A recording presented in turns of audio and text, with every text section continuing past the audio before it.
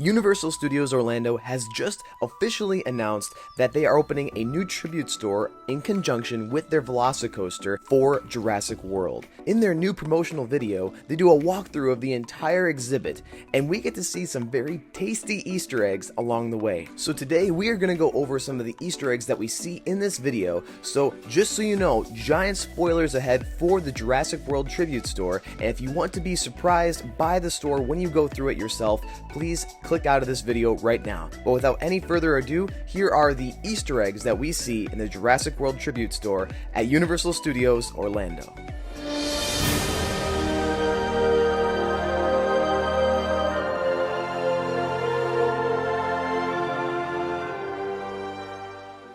After first walking in through the gates into the Jurassic World Tribute Store, we go through the first door to see the InGen logo emblazed across the front, telling us that the Universal Orlando designers have put attention to detail when it comes to this exhibit. And then after entering the control room, we see screens all around us featuring different aspects of the Velocicoaster, with launches and the coaster going around the different loops and turns that you'll see in the ride itself. The screens showing the Velocicoaster is just a nice touch in order to help bring in the excitement of feeling like you are in the control room for the Velocicoaster itself. And then coming to the first computer station, this isn't as much of an Easter egg as it is a very cool part of the Tribute Store. Now the Tribute Store, almost everything that you can see is for sale as long as it is available for you to grab. And so we actually see right here at this first computer station, this is a portal for designing your own custom Jurassic World phone case. This is an incredible little piece of the Tribute Store that actually allows you to interact with the control panel,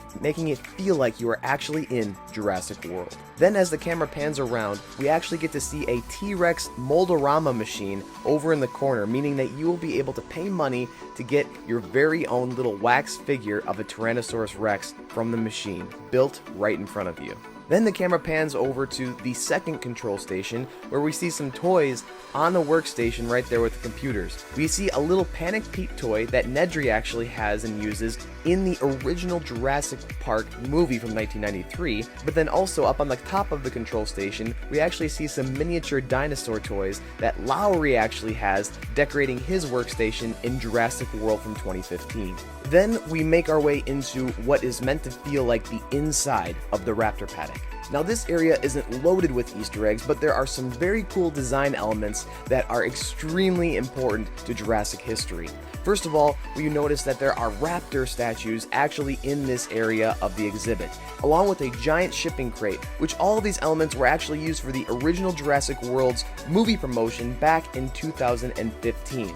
You can actually see pictures of people posing with the shipping crate and the different raptors in excitement for the upcoming Jurassic World movie. But another important part of the design aspect of the Raptor Paddock is actually, you can see the actual transport crates from Jurassic Park 1 are actually used as different displays for souvenirs in the Raptor Paddock area. So the same Raptor transport crate that they use at the beginning of the 1993 film is actually used here in order to house different things for you to be able to look at and purchase yourself from the Tribute Store. It's an incredible little piece that they actually implemented into the design of the Raptor Paddock itself. But then moving into the hallway to take us to the next room of the exhibit, we actually see some posters along the wall, one of which actually having a tiger stripe raptor from the Lost World Jurassic Park, as well as an original Dilophosaurus from the first movie.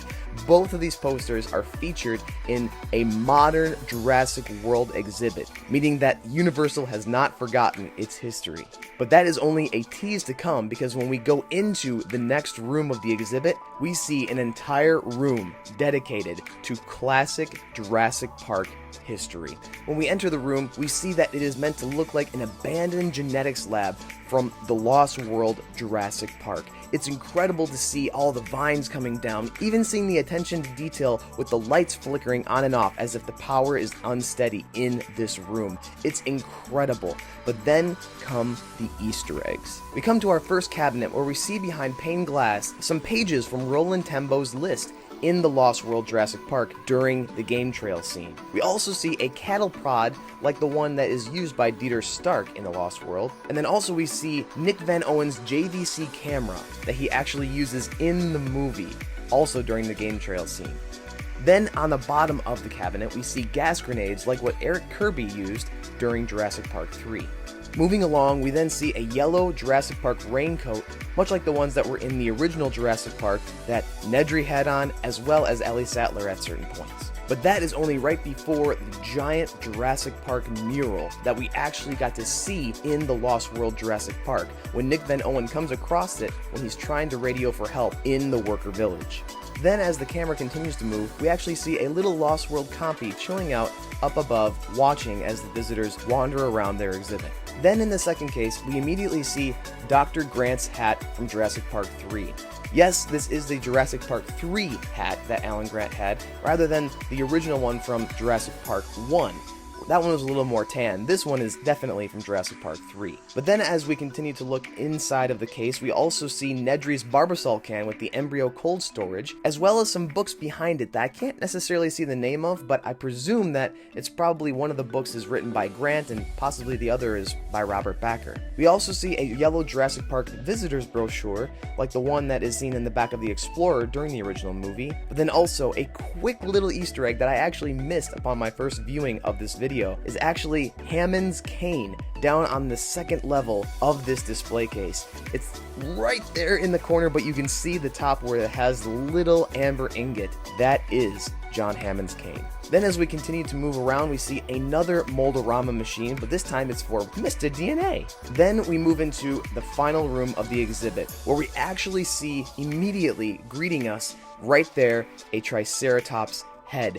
And I don't know for sure, but this very much could be the decommissioned Triceratops head from the Triceratops encounter over at Islands of Adventure. This actually stands to reason because the new Velocicoaster at Islands of Adventure actually takes over the old area where the decommissioned Triceratops encounter used to be. This could be a wonderful little homage to the old Triceratops encounter by having the Triceratops head right here in a dinosaur cage. Then as we move around this last room, this room actually has different snacks and treats that you can buy. And then one of the first things that we see right here as an Easter egg is actually little amber ingot desserts with a mosquito inside. These are things that you can actually purchase and eat yourself. Then as we continue to move along, we see a chocolate egg incubator. And right here, these are actually eggs where you can open them to find a tiny little chocolate dinosaur. And it's actually really, really interesting and fun. I think that this is just such a cool little piece of this exhibit. Something that you can buy, something that you can actually interact with. This tribute store is amazing. And then finally, we actually see a little scanner over the chocolate egg that says it is called the InGen Scan 3200. And then the video finishes by leaving the last room and then zooming in on the Velocicoaster poster, and that ends the tour of the tribute store. Guys, the tribute store is now open at Universal Studios Orlando, and oh man, this is such an incredible way to introduce the Velocicoaster to Universal Studios. I am so excited. I hope that they still have this tribute store open in September when I go. I'm crossing my fingers, but I don't know, because the tribute stores are extremely popular at Universal Studios, and they like to use them for each of their seasons as they come along, and September is Halloween Horror Nights season, so I don't know if I'll be able to see it, but guys, this is an incredible thing. You need to check this out. Look at all the different Easter eggs, and did you see all the Easter eggs that I mentioned, or did you even see more Easter eggs that I did not actually mention in this video? Go ahead and leave a comment in the comment section down below, and if you like this video, please like and subscribe to Dino Park Media. We are on our way to 1,000 subscribers, and we are so thankful for every single person that decides to subscribe to our channel. We are so thankful for each one of you guys who subscribes. And then also, thank you for watching this video all the way through, making it all the way to the end. And before you go, know you are loved.